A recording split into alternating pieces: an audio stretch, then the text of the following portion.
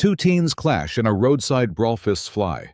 Accusations of harassment and wrecked property spark a fierce feud. In a tense courtroom, a steely judge probes their shaky tales. Past troubles casting doubt on every claim.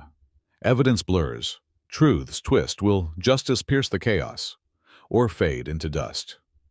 A gripping saga of rivalry, reckoning, and a verdict that leaves questions lingering. Watch their fates teeter and ponder what waits beyond the gavel's echo. The air along County Road 17 in rural Montana hung thick with the scent of dust and gasoline under a late summer sun, its fierce rays baking the asphalt until it shimmered like a mirage, heat rippling in waves that blurred the endless stretch of road flanked by golden wheat fields.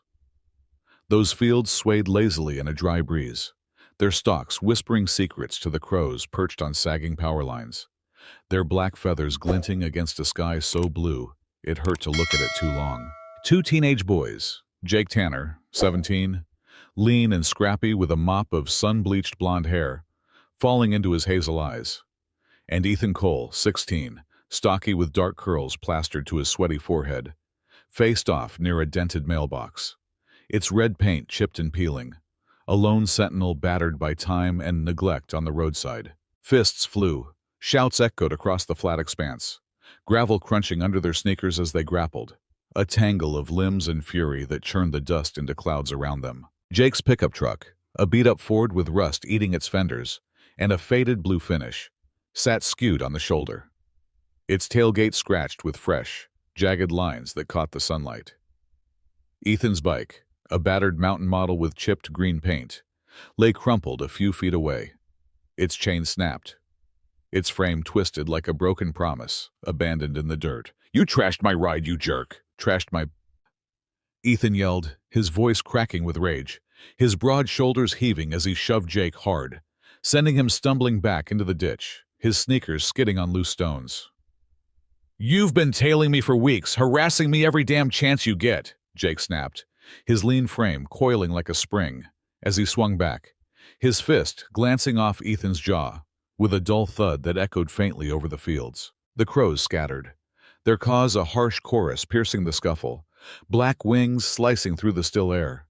Jake's knuckles stung, a sharp burn blooming under his skin, his breath coming in ragged gasps.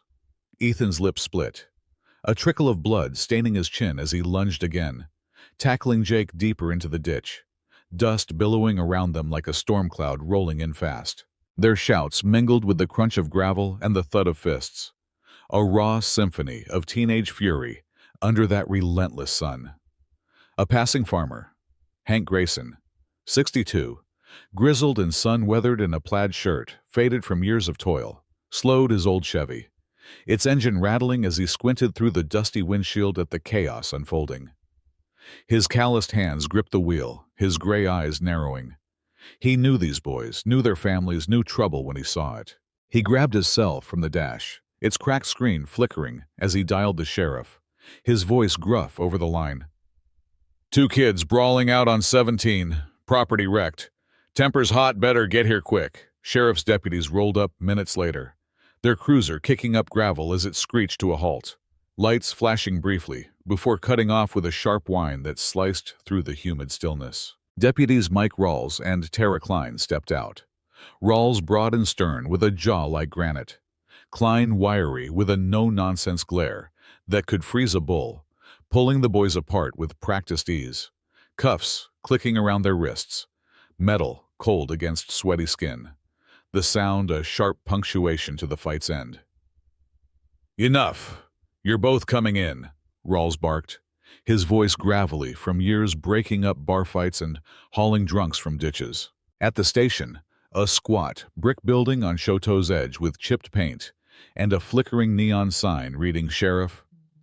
Jake sprawled in a hard plastic chair, his scuffed jeans streaked with dirt, his blonde hair matted with sweat, claiming Ethan had slashed his truck's tires days prior and provoked the fight with taunts and shoves. Ethan slumped across the room, his hoodie torn at the sleeve, swearing Jake had rammed his bike with the truck and stalked him since summer over a grudge that festered like a bad wound. Both faced charges: harassment, property damage, disorderly conduct, Misdemeanors that could spiral with their records. A tangle of accusations neither could fully prove. Jake's dad, Cal Tanner, a mechanic with grease-stained hands and a perpetual scowl etched into his weathered face, glared from one corner, his work boots tapping the linoleum. Ethan's mom, Lisa Cole, a nurse with tired eyes shadowed from night shifts and a clenched jaw, stared from the other, her arms crossed tight over her scrubs, tension crackling between them like static before a thunderstorm. Their son's feud a mirror to their own silent war. The courtroom in Choteau, Montana, hummed with murmurs 2 weeks later. Its oak benches worn smooth by years of petty disputes, cattle thefts, bar brawls, boundary spats over barbed wire and grazing rights, their surfaces polished by the restless shifting of countless backsides. The walls bore faded maps of Teton County, their edges curling under the weight of time and dampness. A faint whiff of mildew creeping from a leak in the corner where the plaster sagged, mingling with the sharp tang of polished wood and the musty scent of old files stacked behind the clerk's desk, their yellowed pages spilling out like secrets too long kept. The gallery shifted restlessly.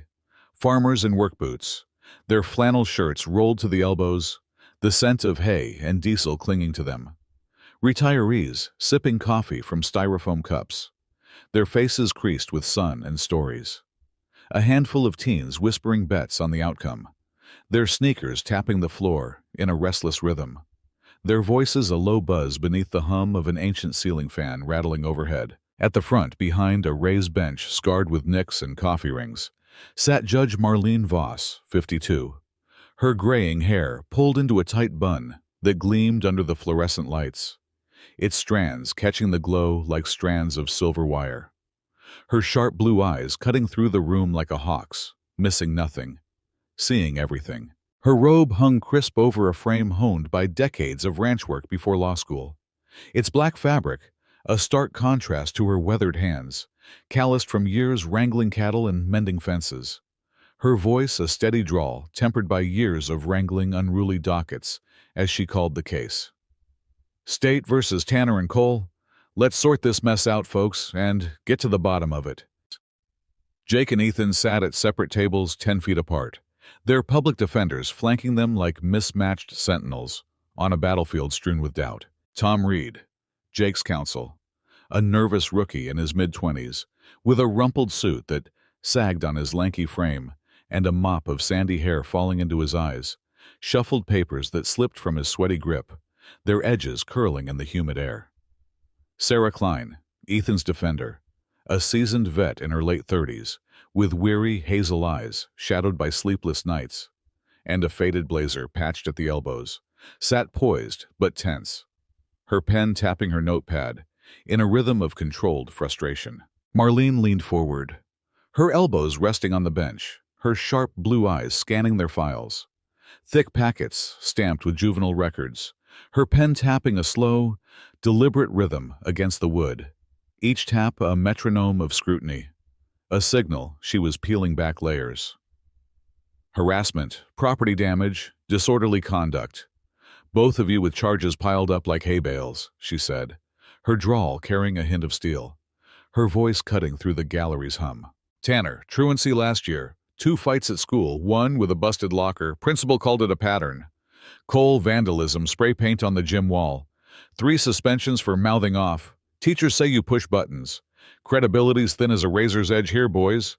I'm not buying stories without proof, and your pasts don't help you one bit. The gallery shifted, whispers rising like a rustling wind. Cal Tanner's scowl deepened, his grease-stained fingers drumming the bench. Lisa Cole's jaw tightened, her arms crossing tighter over her scrubs. A teen named Mia, in the back, smirked at her friend Luke, betting on who would crack first under that piercing gaze, their voices a low hum of anticipation. Tom Reed stood, clearing his throat, his voice wobbling as he opened, his Adam's apple bobbing nervously. Jake Tanner acted in self-defense. Ethan Cole's been harassing him for weeks, slashed his truck's tires days ago as payback for a grudge, then provoked this fight on County Road 17 with threats and shoves that pushed him over the edge. His papers rustled as he fumbled for a photo, a blurry shot of Jake's truck with a gash in the rubber, tire tread worn and split, his glasses slipping down his nose as he held it up with a shaky hand. Sarah Klein rose, her voice steady but worn, carrying the weight of too many cases. Ethan Cole's the victim here. Jake's truck rammed his bike. He's been stalking him since summer over a grudge from a dirt bike race. Ethan won fair and square. Bruised him bad in this brawl to settle a score. She slid a photo of Ethan's mangled bike frame across her table, its green paint chipped, its twisted metal glinting under the courtroom lights, her pen tapping once, firm, a punctuation to her claim. Marlene's eyes narrowed, her pen pausing mid-tap, her gaze shifting between the boys like a spotlight sweeping a dark field. Prove it. Both of you sound like you're spinning tall tales, and I've heard plenty in this room over the years, from cattle rustlers to barroom liars. Evidence, not accusations. Let's see what sticks to the wall and what slides off. Jake took the stand first, sworn in with a shaky hand on the Bible, its leather cover worn from years of oaths, his voice cracking as he adjusted the microphone with a squeak. Ethan's been following me around town, tailing me in his brother's car. Slashed my truck's tires last month. I caught him near it that day. Had a knife in his hand, started swinging at me on 17. I had to fight back. Marlene leaned forward, her sharp blue eyes boring into him, pinning him like a specimen under glass. Evidence of the tire slashing, witnesses, photos, anything solid? Jake shifted, his blonde hair falling over his eyes, sticking to his sweaty forehead. Saw him with a knife once, week before near my place. No picture. Just me seeing it with my own eyes. Marlene scribbled, her voice dry as the summer fields. Once, no proof ties him to it. Your words shaky, Tanner. Past issues, fights at school, truancy, skipping class to smoke behind the bleachers. Hurt your story, son. Why should I trust you over him when you've got a record of trouble? Jake's fists clenched, his voice dropping to a mutter. 'Cause it's true. He's been after me, I swear. Ethan followed, climbing the stand with a scowl, his stocky frame hunching as he swore, his hand heavy on the Bible, his voice rough. Jake rammed my bike with his truck. I've got bruises on my arm, my leg, been tailing me since I beat him in that dirt bike race last summer. Jealous as hell, wanted to get me back. He rolled up his sleeve, revealing purple splotches fading to yellow, his dark curls bouncing as he pointed at Jake with a trembling finger, his eyes flashing with defiance. Marlene. Bruises prove a fight, not who started it, or who rammed what. Could have come from anywhere. Vandalism record, suspensions, spray painting the gym, mouthing off to teachers. Why trust you over him when your past says troublemaker?